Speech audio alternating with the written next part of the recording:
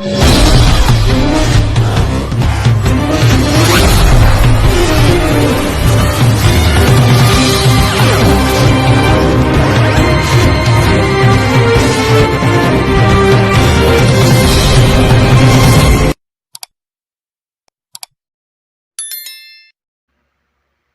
yun guys, nag-ano ako ng audio kasi maingay. Maingay masyado yung area. Maraming bata na nagsisigawan. Hindi ko mapigilan kasi kaya itinuloy ko na lang yung pag-video dito kay Aiza Perez. Yan. Tinatanong ko kasi siya kung ano yung sitwasyon nila. Kinukwento niya sa akin na ganun. Hirap sila kasi yung nanay niya ngayon may sakit na ibang may sakit sa pag-iisip. Yun. Pinapaliwanag ko kung ano yung dapat gawin. Ayan, tinuturo ko na papasok kami sa bahay nila. So ayan, pasok talaga kami. Sabi niya baka daw magalit yung nanay niya kasi baka magwala, ganun. Sabi ko, try lang, subukan natin. Masok siya yan guys. Yan. Ayan guys, yung loob ng bahay nila nanay. Ayan, mamaya kakausapin natin si... Ayan. Ayan, medyo galit yata si nanay. Ayan, yung bubong niya oh. Ayan. Nahurol sila. Ayan, kasi hindi kami makakapagpintuhan guys dyan sa loob kasi yan nga si nanay. Ayaw niya magtanggap na may karamdaman daw. Kaya inikot muna na, ikot lang muna.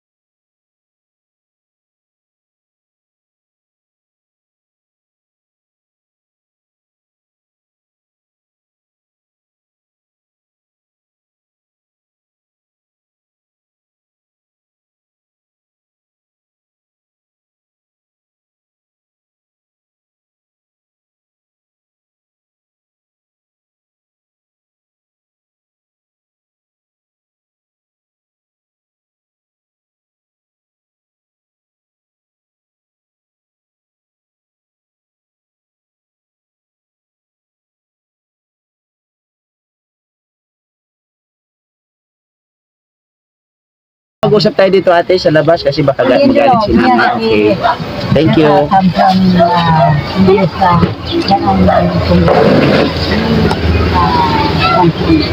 Pinaampon po nila. Nung pinaampon ka, ibig sabihin, nung pinaampon ka, hindi mo pa gaanong ramdam na yung magulang, gano'n, pagka magulang, hindi mo pa gaanong ramdam. Kaya kumbaga, nung pinampun ka, bali wala lang yun sa'yo. Oo, parang laro-laro. Laro-laro lang kasi 6 years na, 6 years ka pa nga lang. Okay, pero nung nagkaedad ka na ng ilang taon, na nagkakilala, nakita mo sila, 10 years.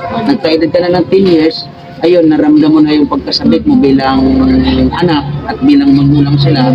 Kaya sumama ka ulit sa kanila. So ngayon, nung nasama ka sa kanila, saan kayo napunta?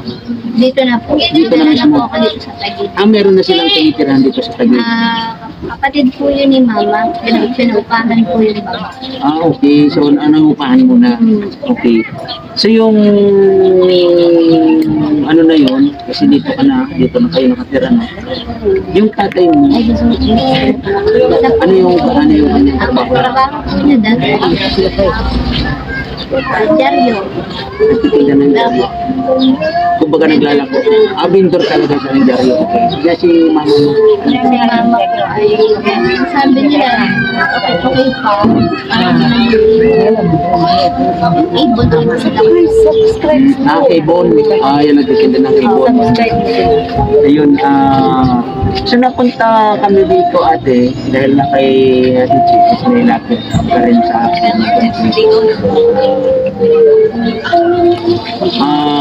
sa inyong pamilya ngayon, ano yung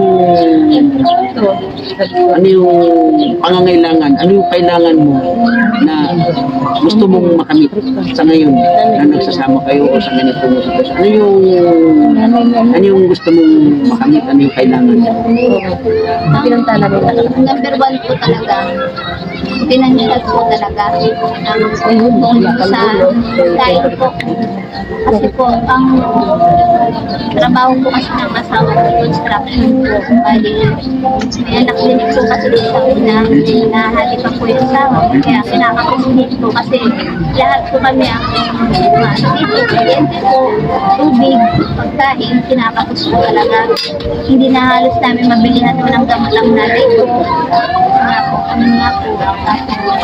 Ang gusto ko rin po, gamot din po, mabilihan po. Maintenance ng nanay ko po. So, ibig sabihin, si mama mo nag-maintenance. Pero nag-maintenance talaga, dapat siyang mag-maintenance. Naipagamot nyo na siya, naipakita nyo na siya. Wala na po, hindi raw namin napuntahan yung follow-up po na sa Pero naipagamot na talaga siya at alam na yung kanyang karamdaman. medical history na po siya sa mga Oh, okay. Pero hindi na po namin napuntahan sa pangalawang follow-up. Wala nga po. Kung saan mahirap po siya dali. Kailangan po niya ng Ano siya nagiging violent? may time po gano'n. Tulad po niyan, sa tayo po namin ngayon, alam po yan ang mga kapitbahay. Hindi po namin siya pwedeng itali dahil malaki siya. Mag-iba din po. Kaya alam po ng kapitbahay namin na lumalabas yan araw-araw. Bawat alis po niyan dito sa bahay. Kung saan-saan na mapapadpad. Sasabihan na lang po kami ng ate ko dito na, Isa, Sheila, ang mama niyo nandoon sa Mabong Bayan. Ang mama niyo, ang muling sitaw ng sa tipan.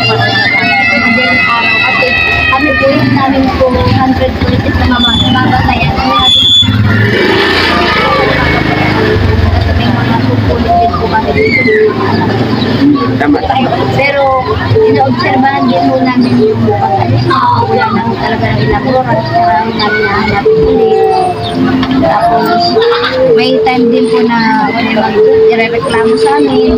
Nanay mo, sinampal ako. Nanay mo, ano to? Tapos kamila ng tindahan. So, nagiging violent pala siya. May kumatakot ko sa Okay. So, ang ano pala niyan ate, ang ano nyo ngayon, pangangailangan nyo sa araw-araw, tama, yun yung pinaka-importante sa inyo. Bakit? Yun yung ano ninyo, magkano ba yung sinasahod naman ng asawa mo sa kanyang trabaho? 2.7 lang po kami din. 2.7 kada linggo, so sabi mo may pamilya dito. Pero okay naman at nakakakain naman kayo ng beses sa isang araw. May sabi ko rin po na minsan hindi rin. May dalawang beses din sa isang araw. Tinatansya ko lang din po yung bigas. Doon na walang almusal po. Kailangan tanghali na po meron. So yun guys, yung mga ganitong pamilya no, nagiging number one talaga na pangangailangan nila yung pang araw-araw. Kasi sa hirap na rin siguro talaga ng pamumuhay natin, no? Katulad ni ate, no? Yung kanyang asawa, na kwento niya na yun, may pamilyang una. Pero ngayon, yung pamilya niya una, wala namang ano na, kumbaga nagsusupport na lang. Hindi na sila nagsasama, wala na sila. Patay na po yung ano niyang asawa. Okay. So yun guys, ano, napakahirap talaga sa ganitong sitwasyon, no? Kasi, hindi natin masasabi yung pamumuhay nila, no? Tayo man, may kakulangan din sa ating pamumuhay, pero mas may mga pamilya na ganito na yun katulad ni nanay niya may karamdaman na napakahirap yung karamdaman na yun kasi unang-una sa pag-iisip yun okay lang sana kung karamdaman na gano'n sa pag-iisip, nagiging, kumbaga, hindi siya nagiging violente, yung nakaano lang siya sa loob ng bahay, na okay lang siya, malapit na ang Pasko, magbabagong taon, ano yung pagiging kahilingan mo sa mga kapanood, sa mga kakilala mo. Siguro naman mayroon naman kayong mga kakilala, mga kaibigan, mga kamag-anak, kahit na sabihin na nasa malalayo sila ngayon, pag napanood naman siguro nila yung video na yan, manawagan ka sa kanila at kung ano yung magiging kahilingan para sa Paskong darating. Sige, manawagan. Ako po si Aisa R. Perez po. May nanay po akong isang PWD na senior na po. Nasa loob po yung nanay kong may sakit. Gusto ko lang po sana to pa rin din po yung hinihiling ko ng tatay ko mamatay lang din po kasi ng tatay namin. Noong January 14 po, mamatay lang. Ang gusto talaga ni Papa, kahit hindi na lang po sa akin. Para kay Mama, may masilungang maayos. Gusto ko din po sana mapagawa ng bahay. Kasi marami na po talagang tulong. Kada may bagyo, lagi po kami nag-evacuate sa school. Para sa ganun po, si Mama may masilungang maayos in case po na baka po. Kasi kahit naman po sino mag-asawa, pag ginusto ng lalaki na tumira sa ganito, hindi ko po masasabi. Ang panahon ko na nandito po ako habang buhay. Gusto ko ba, dumating man po yung ganun, umalis man po ako sa piling ni Mama, gusto ko may iwan siyang maayos. At isa na rin po yung gamot. At mapaggumaling po siya para makasama pa po namin siya ng habang panahon. Okay.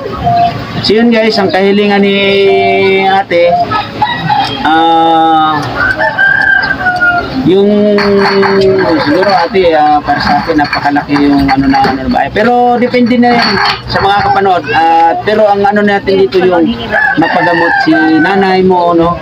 Kasi yun yung pinaka-importante talaga, no, na mabigyan siya ng gamot sa kanyang karamdaman. At siguro pinaka-mas maganda sana kung patuloy siyang ma-check up, no, at mabigyan ng gamot dun sa karamdaman niya, kasi alam naman natin ang karamdaman, no. Siguro sa ngayon ate, babalikan ka namin at mag-usap ulit tayo, at sana madalhan po kayo ng konting regalo, no? At kung ano man po yun, sana pagdamutan mo, no? Maraming salamat ate. Siguro no, may cellphone ka, no? Kasi inuuna ko rin po yung... Okay. Sige. Kaya gano'n na lang. Sige ate, hanggang dito na lang pag-usap natin at babalikan ka. Ayun, maraming salamat. At maraming salamat guys. At sana patuloy niyong i-support si Tatay Papsi TV. At kung bago lang kayo sa channel ko, please i-subscribe niyo na rin. At huwag niyong kakalimutan i-click yung bell at i-click niyo yung all para lagi kayong updated sa mga video na i-upload ko. Maraming salamat guys. At lagi kong sinasabi, huwag natin kakalimutan magdasal, kasi walang ibang sasandalan na ang tayo kundi ang ating Poong May Kapal. Maraming salamat guys, and thank you. Bye bye.